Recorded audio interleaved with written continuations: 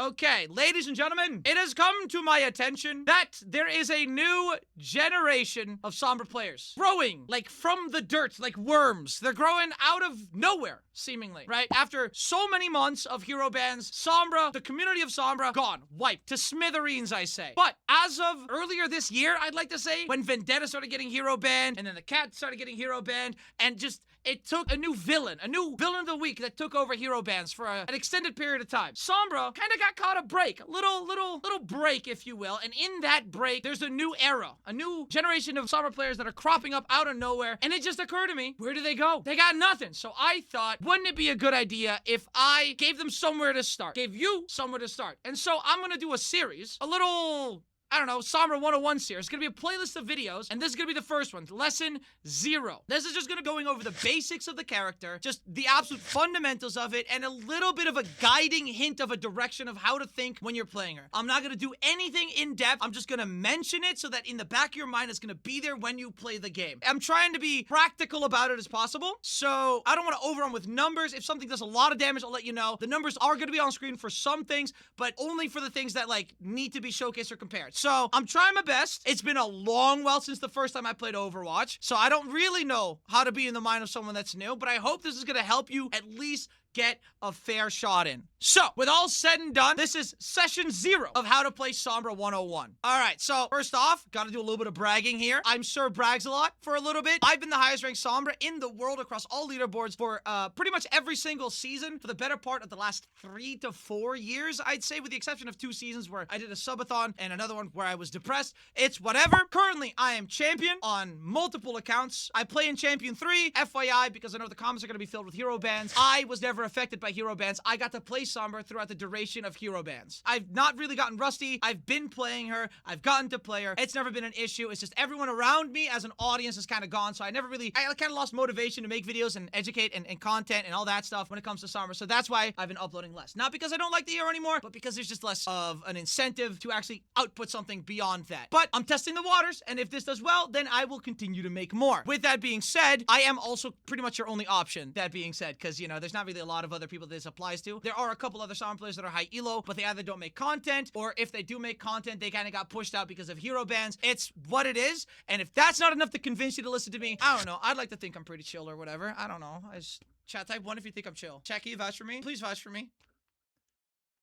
Thank you. I appreciate that. Thank you. I know if anything else, I know you got my back. That's what's up. That's what's up. Okay. Boom. So today's curriculum, this is what we're going to go over. This is where it starts. We're going to go over everything on this screen. That's the idea. Nothing more. We're not going to go into composition, what heroes to play into, what hero to play with, all that. It's just this screen. This is what we're going to go over. We're going to set a baseline so that we're all on the same page, because the next episode is going to be a little bit more context-based of, like, what we're going to do with all this. But I still first need everybody to know how stupidly convoluted this character can get, and you need to be aware that that is the context I'm going to be using to tell you how to use the kit. It's convoluted. We'll get through this, all right? Just, like, grab popcorn. It's going to be a bumpy ride. All right, so let's start off with hack. Hack is pretty simple. That little prism right there, that little diamond right there, that means you can hack them. And when you hack them, you hack them. The status effect of hack applies. Now, what is that? What is hack? Good question. I'm going to get to that. What is hack? I drew a little graph. I like drawing little graphs. So, the timeline of hack, the status of hack lasts 8 seconds. But only in the first second of hack is the ability actually disabled. The duration of hack isn't one fixed thing. It does multiple things. The other 7 seconds, including that first second, is the damage boost effect off of a hack target, which is your passive. We'll get into that later. And also, people are visible through walls for the entire duration of, for your entire team. And for something we'll get into later, you make that person that is hacked eligible to be amplified in damage by the virus, which is something we'll get into later. Hack is a primer, right? It sets you up to do other things with her kit. That's the idea. So it's the prep work. But it's only 1 second of ability lockout. Anybody throwing a stink over that is a loser, and you should make fun of them. It's only 1 second. But there's a flip side, because there's a secondary type of hack. There's one hack that you do against players, and then there's another hack that you do against entities. We'll just call it other here. If you hack a health pack, then that health pack stays hacked for 45 seconds. That means the enemy team cannot grab the health pack, and the health pack itself respawns 4 times faster. Okay, that's just the literal definition of it. What this implies for the gameplay loop, I'm not gonna get into just yet. That's gonna be like philosophy stuff. I don't want to open that jargon yet, but just as a little fun factoid, Bob is a player, not an entity. That's why you can only hack him for 1 second and then he just goes right back up. It's different for some reason. Oh no, it's 3 seconds because he's like in between. It's weird. It's weird. Bob is hacked for 3 seconds, but he's not a player, but he's also not an entity. He used to be able to be hacked for the full duration of hack. It's weird. It's weird, but that's not going to be something unique to Sombra's kit. There's a lot of weird stuff in our kit. That's hack. That's the literal definition of what hack does, what it is. Boom. So a fun little bonus factoid is that the gun, right, it does 8 damage per bullet, but if you are more than 15 meters away from someone, it does less damage per bullet. The further you are away, the less damage it does. Just that's called fall off damage. And it just so happens that hack's maximum range is the exact same as the starting point where damage per bullet starts decreasing. So if you see the little prism, right, the little prism on someone, that means you do maximum damage with your bullets. It's a little fun, like, to keep in mind. It's a cool little fun factoid to keep in mind. If the hack icon doesn't show up and you get a little bit closer and then it shows up, then you know you do maximum damage per bullet. So it helps you gauge it a bit. I use it all the time. And so that covers hack. For now, that covers hack. You don't really need to know more than that right now. Now we're gonna get into virus. Virus is the part that everybody kind of keeps saying doesn't make any sense. But it does. In design, it makes sense because this is a picture of it. This is Cube of Doom. This is the virus. I call it Cube of Doom because it's quirky and fun. You throw it, and it does stuff. But warning, before we go, there's gonna be nerd shit. We're gonna see numbers. A lot of numbers. It's gonna be overwhelming. It's gonna be a bunch of numbers, so be prepared, be ready. Here we go. 3, 2, 1, nerd shit. After this one.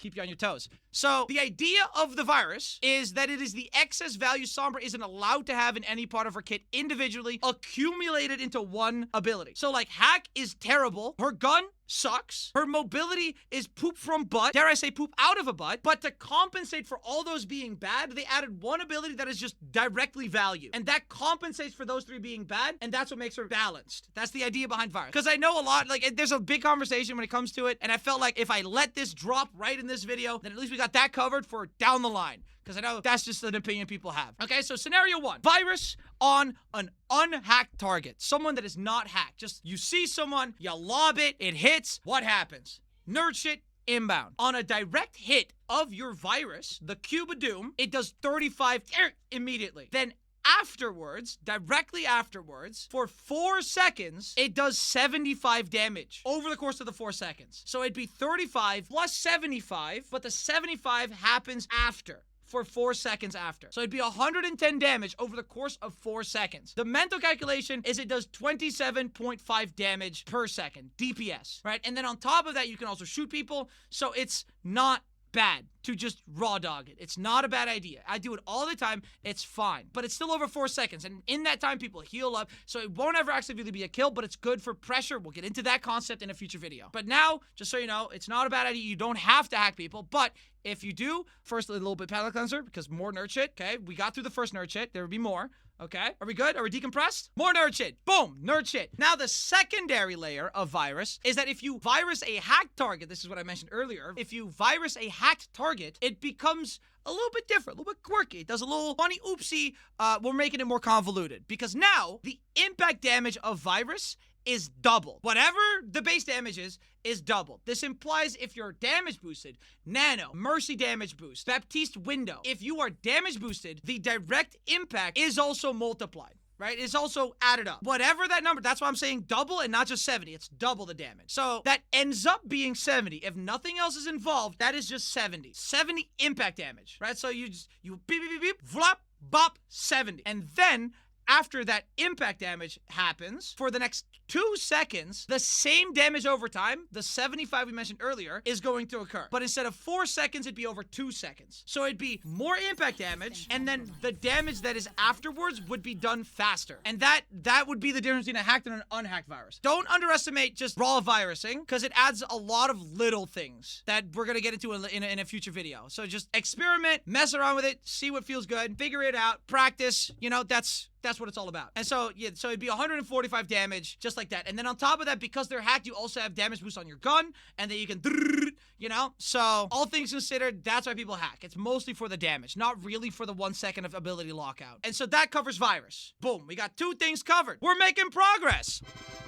We're doing it. Okay. Mr. Goes, what happens if you hit the virus on someone who only has 1 second of hack effect left on them? The impact damage is amplified, and then, like, percentage based on how much time is left in the virus effect of it is stretched out. So, like, if 1 second passed on a hack target after hitting them with virus, then it'd be 2 seconds of the remaining damage. You see what I mean? So, in total, it'd be 3 seconds. It'd be like that. But good question, though. Good question. And so now, we're getting into the fun. I love Translocator. It's the Swiss Army knife of the Overwatch ability kit. It does so many things. This is what makes Sombra Sombra. It's the bread and also the butter. It's the gaba and the gabagoo. It's what makes the cowabunga. Okay? Fun fact, it used to be placeable, but the community is stupid and Blizzard genuinely hates us. But that's besides the point. That's lore. Anyway, so this is the Translocator. My beloved. You toss it, you press E, and boom, those are the nerd shit numbers. Beautiful numbers, right? It's very simple. There's 2 parts. Part 1, if you want to go somewhere, you throw it there, you get there. Simple. That's translocating. Now, part 1.1, so chapter 2 of part 1, all the gimmicks, the thing that makes it interesting, right? So yeah, you can teleport, but that's not what makes it interesting. What makes it interesting is how many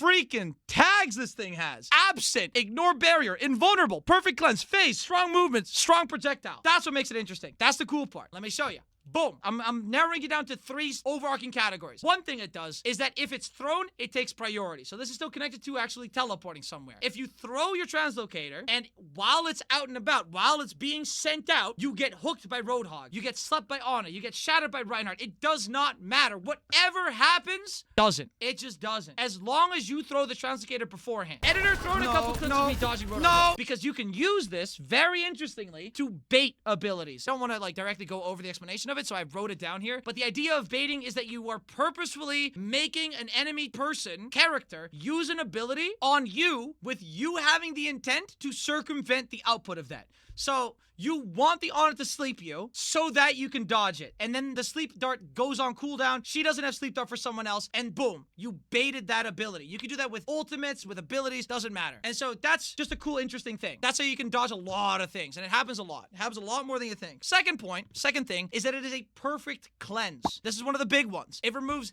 any negative status effects. So if you are antied, if you're on fire, it doesn't matter. If you're discorded, doesn't matter. You can cleanse that. You toss the translocator at your feet and you cleanse it. No deal. Sure, it goes on cooldown, but you won't be antied. You can get healed. It's fine, right? Combine that with a perk. We'll get to that later. Then suddenly you can go from being on the back end to just, huzzah, I'm going in. That really flips the engagement. So the idea behind it is that you can then also use yourself as bait for them to fall for the bait, because, you know, better you who can cleanse rather than a teammate who can't. So, you know, if you get antied, then at least your Reinhardt isn't getting antied, and then he won't get stomped on. You know what I mean? Something like that. Like, you can use it. Now, I'm not saying this is like the optimal way to use it, but it's a thing you can do. It's all the little things. And so number 3, this is the swaggiest part of it all, the invincibility frame. Sorry, hold on. Let me try that again.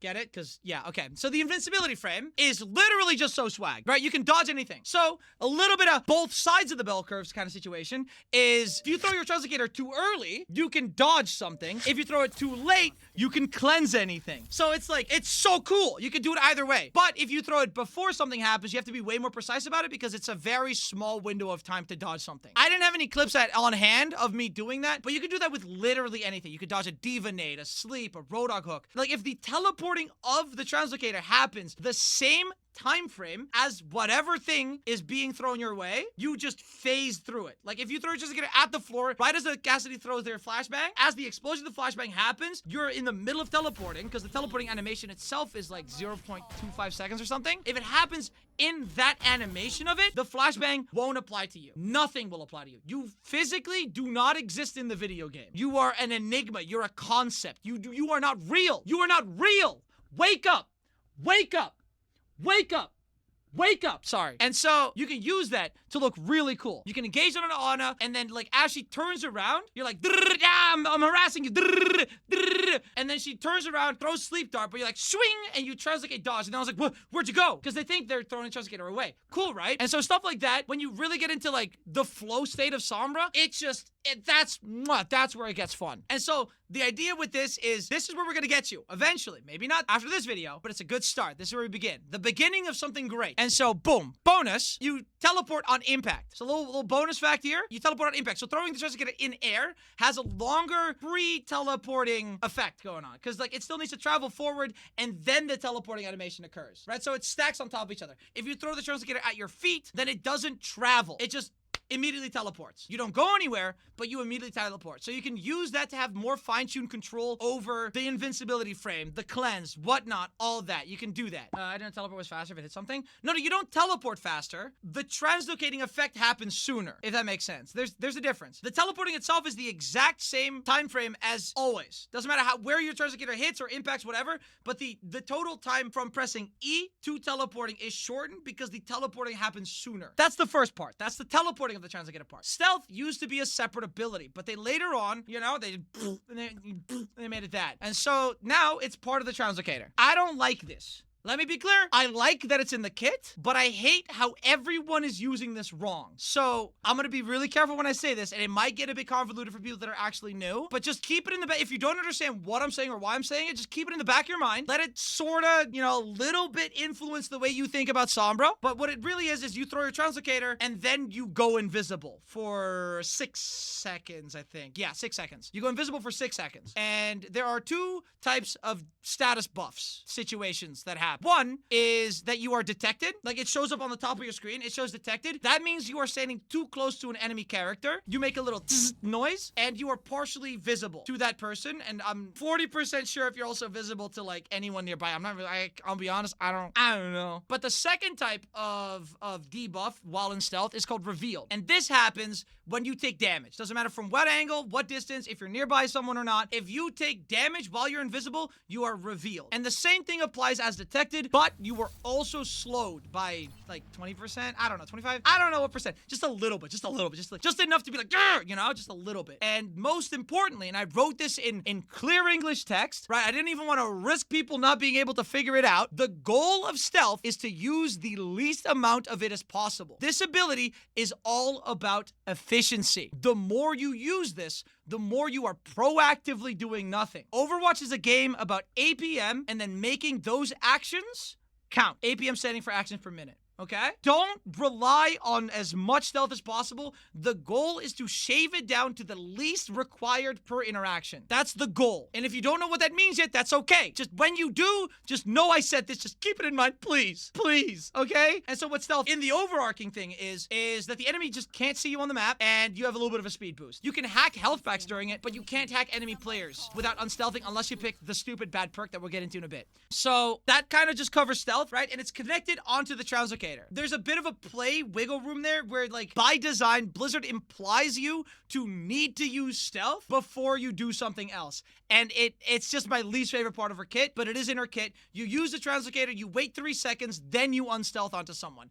It's just what you do. It sucks. I don't like it either, but it's just what it is. It's what it is. And so, like, there's a lot of things in her kit that implies that you want to use more stealth. Those are noob bait. Do not fall for the noob bait, okay? Do not fall for it. You're better than this. And so that covers Translocator, the 2 parts. Okay, so up next, let's go over some little things before we get into the opinions. The Opportunist passive that Sombra has, which is you detect enemy ultimate abilities on nameplates, which is this little white icon right here. You see that only if the enemy character has ultimate, not 99%, not 98%, but only at 100%, pop, it pops up. If the enemy that has that is hacked, your teammates can see that. Otherwise, it's just you. Secondly, there are sub-roles that got added this year, and the sub-role that Sombra has is called Recon. Pretty much what it means is that you can detect and see people through walls if they're under half HP and you did damage to them within 3.5 seconds. And then another thing is to always try to EMP out of stealth, and secondary to that, because it's connected in code, is that there's a short buffer after translocating. And I'll real quick tab into Overwatch to show that off. Now I'm gonna translocate and then hold the shoot button down, okay? I'm gonna hold it down. And so stealth is canceled immediately afterwards because the game thinks I wanna do something that requires me to be out of stealth. But Blizzard added a grace period to that. What this means is you could do stuff like this, right? And then stay in stealth because there's a window of opportunity of I think like 0.8 seconds or 1 second where you can do something without it completely canceling stealth. And they added this so that when you translocate into EMP, you're not stuck into first going into stealth, then going out of stealth, and then EMPing. So they added that as a buffer intentionally to make that possible. And so the difference is this, right? You can do this, boom, boom, EMP immediately. So they made it faster and more reliable that way. And so those would be like the little things before we get into perks. I think we go over EMP first. Sorry. Oh, click to add title. EMP is a big orb. You saw that. It's a 50-meter radius. I'm purposefully not going into depth over this because it's very context dependent and I want to save it for a future video. But pretty much what it does is EMP is a big orb and any enemy in that orb takes 25% damage of their active health. If someone has 1,000 health, they take 250 damage. If they have 339 health, they take 25% of that. Not the total health, active health. Big difference. 3-second lockout, right? Yeah, 3 seconds lockout and then a normal hack duration afterwards where you can do extra damage, where they're visible through walls, and where virus is also amplified. Doing more damage on hack targets and the virus are in the passive of Sombra's kit, not in the hack ability of her kit. Opportunist, so in this. Right, so because the and deal more damage to hacked enemies is in her passive of her kit and not in the hack ability, it also even applies as a little fun fact. If an Echo in your team copies you and they hack someone, you do damage boost to them as well. So that's just like a fun fact. So now we're gonna get into the nitty gritty. This is gonna get a little bit convoluted, but now we have the base of her kit installed in our brain. So before we proceed, I need everybody to please directly tell me that I'm correct, because I'm not going to get into fisticuffs with people that are plat. I'm not gonna do it. I'm not gonna do it again.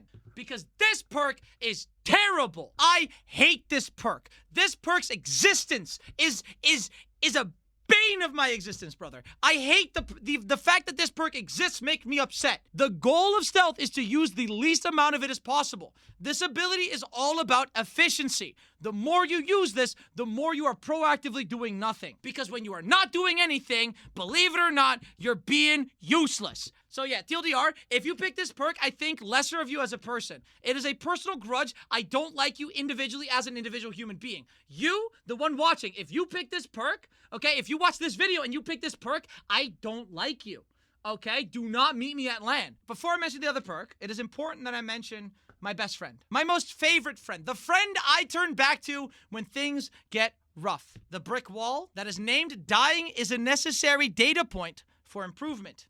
You will feed. Do it for future you. That is my motivational speech. Okay? You will feed. You're going to need to feed. If you are playing to avoid feeding, you'll never know what you can get away with. This perk is what it applies to. This perk has a barrier of entry. This perk is the Control-Alt-Escape. It is the good perk, okay? What this perk does is if you translocate, like the actual animation of teleporting, if you do the actual animation of teleporting when you are under 112 health or on, you will then immediately trigger your self-heal, or passive self-heal that Overwatch has for every character. Either way, you're gonna walk in a line that's both predictable and also away from where you have impact. If you get to have something that would undo the effect of what the enemy did to you to leave the fight, then you get to effectively double your uptime in a fight. Up next, we're gonna go over the major perks. Major perk number 1 is the high-speed bandwidth perk. This perk used to be good a couple seasons ago. Now it's just kind of bad, right? So if you hack a health pack, you get 50 overhealth for 4 seconds, and you get 25% speed boost for the duration of that as well. Small problem, though, is you become the team's water boy. You're, yes, sir. Yes, I'll hack this health pack for you, Tracer. Yes, please. Yes, if you, oh, no, don't worry now. Don't you worry. Let me hack this health pack for you, Wrecking Ball. I got you. No. The children must learn, and they must allow you to carry, okay? You do not minimize yourself for one another.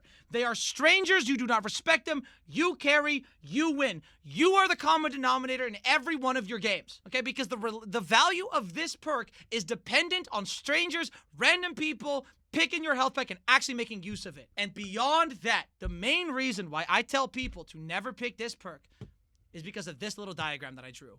Okay, and I'm gonna, so it might get a little bit convoluted, but I tried my best, okay? It might get a little bit convoluted, so walk with me here, I drew a health pack in the middle, right here. We're gonna pretend like this health pack is where you start. You grab this health pack, and then the effects of high-speed bandwidth are applied to you. 4 seconds of overhealth, 4 seconds of 25% speed boost, right? You get to walk this distance. to the black circle. If you walk in a straight line, you'll make it that far. And that creates a circle, because it doesn't matter which direction you walk away from the health pack, right? You will have a set distance at which you will have the effects of the perk. Afterwards, you won't. You won't have the effect anymore, but you'll also not have a Translocator. So, like, if you use your Translocator to grab the health pack and then go somewhere with that health with the intent of doing something, by the time wherever you want to go, right, wherever you want to go, you won't have any of the effects anymore. The only point in which that perk makes sense is if the enemy team chooses to play in this inner black circle here, and you choose to not leave that inner black circle, right? Those 2 points need to overlap, and that doesn't happen often enough, and the end result of that with the influence of the perk isn't consistent enough for that to be a thing you actually do. On paper, I understand why you think this perk is good. I understand. On paper, it seems like a good idea. Inadvertently, playing around health packs makes you punishable. TLDR, bunch of nerd stuff. This perk, don't rely on it. Like, it's not complete doo-doo poop from butt, but, like, the circumstance in which this actually is useful is, like, virtually zero, right? And the other major perk is the viral replication. This is the one that I always pick. This is the default. What this means is if you virus a target that is also hacked, it spawns in an AoE circle, an area of effect circle of 8 meters. Any enemy in that circle also gets virus. Not impact damage, only the damage over time. So if this guy is hacked, you throw a virus at him, the virus hits this one, does damage over time on this guy, but then also spreads the damage over time to this guy, right? And so that's really strong if you want to make the enemy team sweat a little bit, right? You throw it at a damage-dealing character, and it also triggers a support. The support's like, oh no, I'm taking damage, right? And everybody starts panicking, and you get to mind control the enemy team into doing what you want them to do, okay? So, like, it's not immediately apparent why it's good, but it just is. The biggest, most important thing, though, is that there is no downside. This just also happens on whatever target that's hacked and virus, right? This actually impacts the outcomes of engagements, fights, EMPs, whatnot. It just does. And so you might as well pick it, has always been the default for this perk. Unless the other perk gets giga buffed, this is just always a good default because there's no downside in picking this. That's kind of the motto with this one. So a short little TLDR, a cheat sheet, if you will. Controlled escape, good perk. Encrypted upload. Okay. High-speed bandwidth, bad perk, but not middle finger. And VAR replication, good perk. So if you are new to the game, pick these 2 perks and just get used to them, because by the time you are used to them, you'll understand why the other alternatives are not that good. And so with that, we've pretty much covered everything. We have not covered any of the contexts in her kit, just the things that are in her kit. But before we leave, Sombra as a hero is an amalgamation of things that aren't that deep, right? So you wouldn't think it's that deep to just not hack health packs. You wouldn't think it's not that deep to run back and peel for your support. You wouldn't think it's not that deep to not always hack on Sombra as an engagement metric, right? Everything individually that leads to you losing individually feels like it's something that's not that deep and not that important. But all those little things stack up, and that's what makes Sombra interesting, because you could swap individual things out for different actions that also aren't that deep, and you just have to give a shit about those little things. You have to, because that's how you win. One more thing. Yeah, no, don't pick the stealth perk. And with that wraps up lesson number 0. With that, we are on the same page. This is everything in Sombra's kit. That is just the basics. That's what buttons you press. Why you press them is going to be the next one. But for now, this is enough. Just so that we're on the same page and we know where we're going, right? The next episode is going to be a presentation where I go over like some more context-dependent things, and then I'll put it into practice. I'll play a game and I'll narrate my thoughts out loud, proactively. I call it thinking out loud in the YouTube series. I'll try my best to relate whatever I'm talking about to the presentation that happened before it in the same video. So that should be an interesting thing. It'll be a theory and then immediately put into practice so you can contextualize what's going on, why it's going on, and hopefully help you out in figuring out why you like Sombra too. Follow me on Twitch. I'm live every day except for Monday and Friday. Chat, thank you guys for watching. I hope you had a good time. I hope you learned a lot. Send this to someone that wants to learn Sombra. And yeah, I hope people are gonna have a good time learning Sombra.